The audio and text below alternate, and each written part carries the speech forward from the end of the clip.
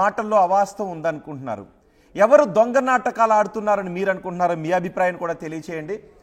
శేఖర్, రాజుని ఎందుకు వదిలేయాలి, రాజును వదిలేయండి అని చెప్పే హక్కు మీకుందా? అసలు రాజు కావాలని అడిగే హక్కు ఆవిడకుందా?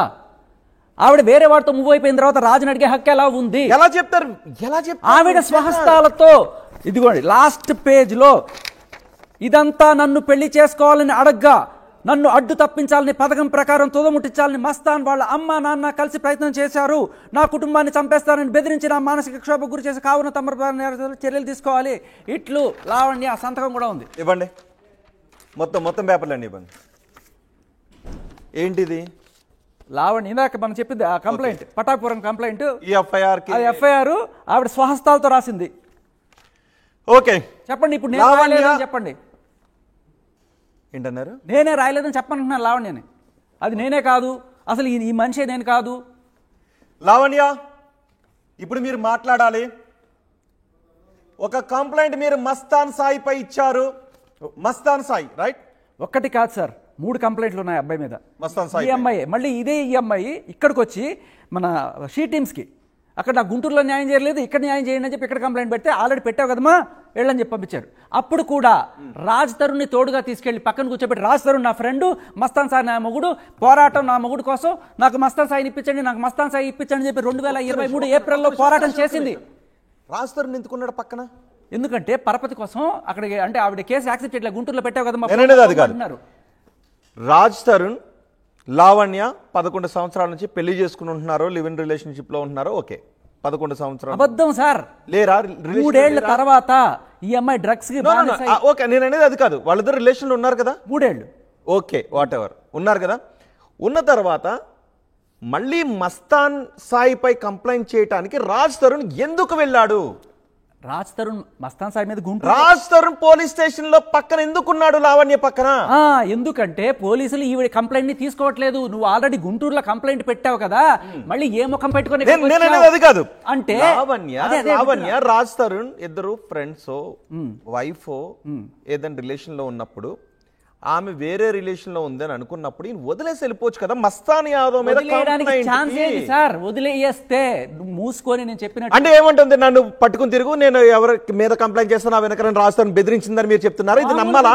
ఇది నమ్మాలా? భయంకరమైన సత్యం ఇది, భయంకరమైన సత్యం. రోజు పిచ్చి కుక్కను కొట్టినట్టు కొడుతుంది, పచ్చి బూతులు రాజ్ తరుణ్ లావణ్య కొడుతుంది, పిచ్చి కుక్కను కొట్టినట్టు కొడుతుంది, పచ్చి బూతులు తిడుతుంది. రాజ్ తరుణ్ విషయం చెప్పడు, మీరు మాత్రం రాజ్ తరుణ్ కంటే అగ్రెసివ్ గా వచ్చి చెప్తారు. రైట్? వినండి వినండి వినండి.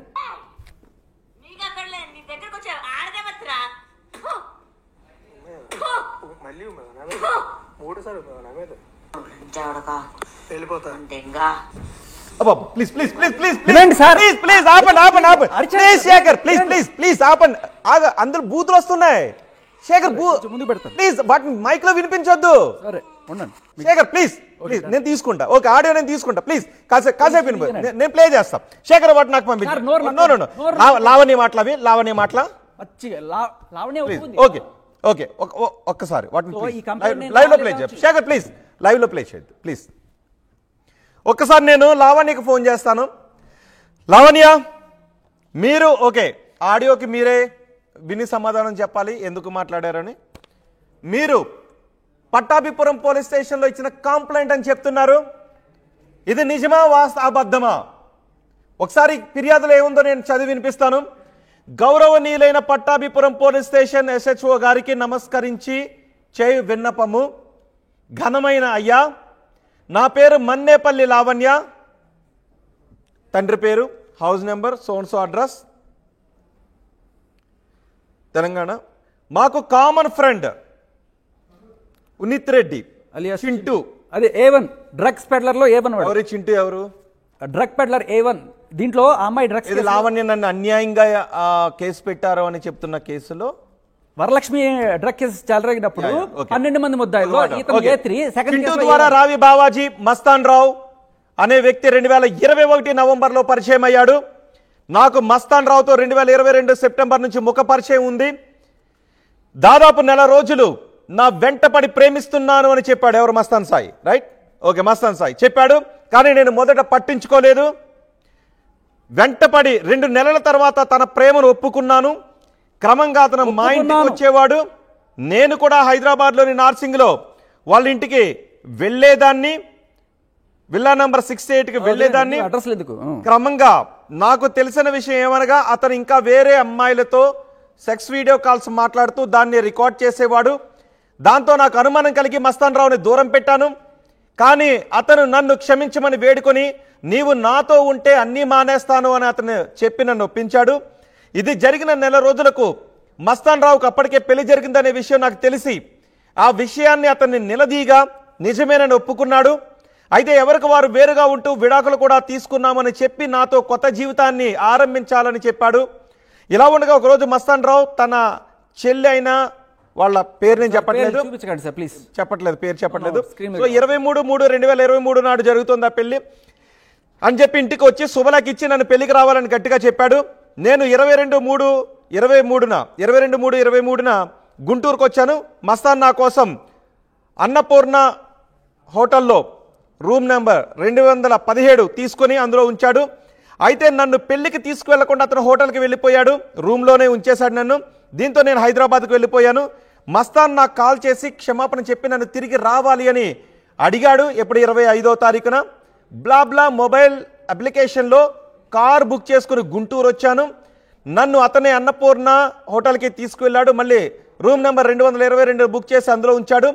ఆ రోజు అతను హోటల్కి వస్తూ పోతూ ఉండేవాడు. ఈ విధంగా జరుగుతూ ఉండగా 31వ తారీఖు పొద్దున్న 6 గంటలకి నేను ఉన్న హోటల్కి మస్తాన్ వచ్చాడు. నాతో బాగా గొడవ పడ్డాడు. రాయటానికి చెప్పడానికి వీలు కాని బూతులు తిట్టాడు. మోచేతులు కాళ్లతో కడుపులో ప్రైవేట్ పార్ట్స్ పై గుద్దాడు. ఒళ్ళంతా ఎక్కడ పడితే అక్కడ చేతులతో కొట్టాడు. మెడ పట్టుకుని పిసికి చంపబోయాడు. అరవకుండా చేతిని అడ్డం పెట్టాడు. అప్పటికే అతని చేతిని కొరికాను. నా బలం చాలలేదు. నా చేతులు వెనక్కి మడిచి చున్నీతో చేతులు కట్టి నన్ను బలవంతంగా అనుభవించాడు. నా బట్టల్ని చించాడు. నేను చనిపోయాను అని అనుకుని నన్ను వదిలేసి వాళ్ళ అమ్మకి ఫోన్ చేసి మాట్లాడాడు. ఆమెతో పై విషయాలు చెప్పడం నాకు వినిపించింది. ఇది లావణి ఇచ్చిన ఫిర్యాదు. ఆ తర్వాత ఫోన్ నెంబర్, సో 2 ఫోన్ నెంబర్లు ఉన్నాయి, ఒకటి యాపిల్, 2 శాంసంగ్లో. మస్తాన్ వాటిని ఓపెన్ చేసి వాటిలో ఉన్న డేటా మొత్తం డిలీట్ చేసి అరెస్ట్ చేసి ఫోన్లను ఫార్మాట్ చేసి పాస్వర్డ్లు మార్చి అతని ఫోన్ నెంబర్లతో లింక్ చేసుకున్నాడు. ఐక్లౌడ్ మొత్తాన్ని అరెస్ట్ చేశాడు.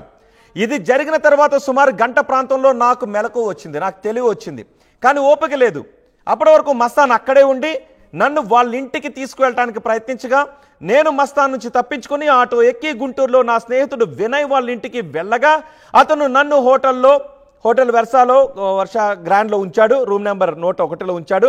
నాకు కాస్త నీరసం తగ్గిన తర్వాత ఇవాళ అంటే 2వ తారీఖు ఏప్రిల్ 2/4/23న గవర్నమెంట్ హాస్పిటల్కి వెళ్ళాను. వాళ్ళు నన్ను చూసి పోలీస్ స్టేషన్కి వెళ్ళమని చెప్పగా పట్టాభిపురం పోలీస్ స్టేషన్కి వచ్చి ఈ రిపోర్ట్ ఇస్తున్నాను.